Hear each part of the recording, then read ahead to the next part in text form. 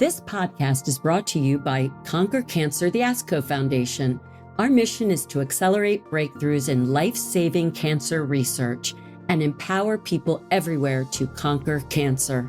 You can make a gift at conquer.org/podcast.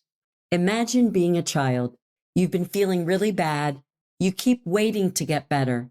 But when you go to the doctor, you get the news that would scare even the bravest of grown-ups. You have cancer. As we kick off Childhood Cancer Awareness Month this September, this is a perfect time to ask yourself, what would it be like to face that fear as a child? At just 7 years old, Kenedi faced this reality. A young child who enjoys playing with her sister, eating ice cream, and drawing stories with her chickens. Kenedi was diagnosed with Wilms tumor, a rare type of kidney cancer. Imagine the tunnel vision, the sleepless nights, the gut-wrenching anxiety that young patients and their parents and grandparents and siblings experience after such a diagnosis, particularly in cancer that has historically proven difficult to treat. This is because Wilms tumors are uncommon and childhood cancer research is underfunded. Decades ago, the survival rate for children with Wilms tumor was dismal, but elevated investment in childhood cancer research has drastically increased the odds for patients like Kenedi. Today, young patients with Wilms tumors have a 93% chance of survival. Kenedi's oncologist, Dr. Wendy Allen-Rhoades, had a plan for her treatment.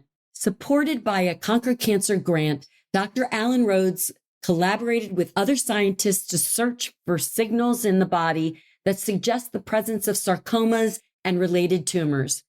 This work led to a groundbreaking clinical trial focused on improving survival in young patients with rare tumors.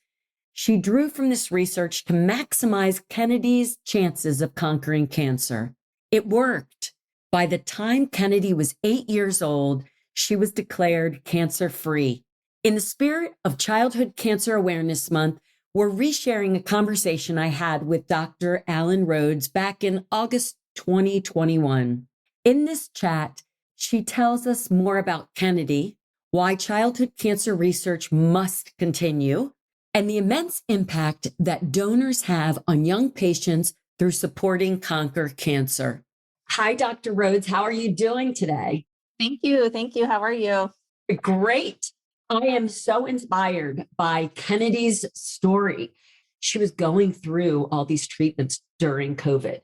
And I know, being a survivor, that it's very lonely going through this for the patient and their caregivers. You're absolutely right. Children going through cancer therapy, it can be very isolating and lonely, very stressful. We try to make that better with a lot of programming, but a lot of our programming had to stop just for safety reasons. And so these things are really important to maintain. When I was younger, I was involved with the Children with Cancer organization in DC. And I just remember, and this is obviously 30 years before I got sick, I remember thinking back then that I can't imagine a kid going through chemotherapy. And then now, having gone through it, I have to say, even more so, I can't imagine a child going through it. But I think, and do you find that children are more resilient than adults? Yeah. Well, I've never been an adult oncologist, but I think kids are, they have age on their side. Their bodies are not beat up from years of whatever we do to our bodies. So physiologically, they're resilient, but also spiritually and mentally, they're very resilient. And it's incredible what support from family members, the medical team, community, friends, how much they can lift us up. And often what I find when a child is diagnosed with cancer is that really brings out the best in people, and you see all of the good around you, and they sort of surround these families and lift them up. And that can be so, again, healing for the family. And yeah, they are really resilient. There are hard times, but they are a little bit like Teflon, and they bounce back. And it makes it such a joy to take care of them and their families and to learn about their communities and what's going on at home. And it's terrific to see that you and your community of oncologist researchers are treating the whole person now. It does make a difference, having gone through it. And this is a perfect example of how Conquer Cancer is behind supporting the whole person as they're going through treatment? We've learned over the years and from patient advocates that it's imperative to really implement those things early on and proactively plan for symptoms and treat them early and, try to normalize things as much as possible. If you're in treatment for 2 or 3 years when you're a child, there's a lot of growing and developing. We have to be able to sort of pivot and move and help them develop through the normal milestones that they would as they go through that therapy. That's really important for them to grow up and be an adult and do all the things that they had planned for their life. That's our whole goal, is to get them there so that they can do these things. We have to be able to grow with them too. And so that's where all of the support around us from child life and social work and psychology and our nurses and all of the people in the community, that's where that all comes in. So really, I always say, like, my role is important, but small in the grand scheme of things of what we need to do to get somebody through this. But your role is extremely important. And I commend you for working with children because, they're our future. I can't imagine being a parent of a child going through it either. So I know you add significant value to everyone during the process. Definitely a team sport. I'm lucky that each place that I've worked at, everybody's all in and we're all on the same team. We're all going the same direction. So that's very, very helpful. And I feel very fortunate to have all those people around me too, as the oncologist, helping me get everybody else through it too. So you're all staying strong together. What are the greatest needs in childhood cancer right now? So, we've done a really good job as a community going from a disease that was pretty uncurable or incurable to having some pretty good success rates. And we've only done that through hard research, but we still have a long ways to go. We want to make it so that when we get any kid through the door, no matter what their diagnosis is they have an excellent outcome with the therapies that we have available. It can only be done through research. And the therapies that we have right now we have excellent outcomes, we're continually striving to make them better so that they hurt less normal cells and normal tissues, have less side effects, maybe be shorter therapies so that kids can go back to being kids or teenagers can go back to being teenagers. Kids get cancer too. It is still a very big problem for children and adolescents. And we need research funding to fund the scientists who do that really important work before it ever gets into my hands as a medication. And I've been on both sides of it. So, I really, really feel very strongly that we need to just continue to keeping on with this fight against childhood cancer, keep funding the research so that we can keep making steps forward. And what better way than to continue to tell the patient's stories, getting the word out there about what these children are going through, and then hopefully continuing to raise money for research. Without research, there is nothing, in my opinion. I'm grateful for all of those that went before me, so I was able to be saved. So I commend you on what you're doing and all your fellow colleagues.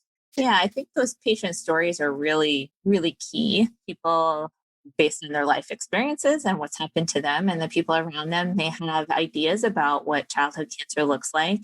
And it looks different for every single patient. But I think it's important to know the success stories. And I think it's important to know where we need help and where we need to put those research dollars and where we're not satisfied with what we're doing and we want to be better. Making sure that we're raising money for research so that we can hopefully one day have an end to cancer research. Yeah, I think the patients being able to tell their stories in whatever sort of format or media that they choose or what speaks to them, I think is really important because, again, as we spoke about earlier, it's healing for that patient and family, but it also shows the world what these children are going through. Sometimes there's hard times, sometimes there's fun and crazy times, but it's really important for the world to see the good work we're doing and where we need to do better work and where we need help and where we need to focus those research dollars. And so I can think of no better way than for people like Kenedi and her family to tell their story and their experience, because I see their experience from a different angle, obviously. And what really matters is what has happened to them and how they've experienced it. What is your message to Conquer Cancer donors that are supporting folks like Kenedi and her family with research funding? We are making progress. It will never be fast enough for us because we want everything fixed yesterday. But we are making progress and there are new drugs that are coming out. And I couldn't say that, 10 years ago, that was not a true statement, but we've made progress in the last 10 years and we are continuing to make progress every day. And so we're excited for the future. We're learning more and more about each cancer that affects a child. And we are going to continue to keep doing this until we can tell every child and every mom and every dad and every grandparent that we have something that can cure their child and they can go on to do what they were supposed to do in this world. And that is our goal. That's wonderful. And if someone wants to donate during this month to childhood cancer research, who should they contact? So Conquer Cancer has their webpage set up for childhood cancer research donation. For full transparency, I think this is out there on the web, but I have received research funding to research childhood sarcoma through the Conquer Cancer Foundation. And I'm very grateful for that money that came through and we were able to do those studies. So obviously, I'm a big supporter and fan of the Conquer Cancer Foundation for all of the things that you guys do and all of the researchers that you support.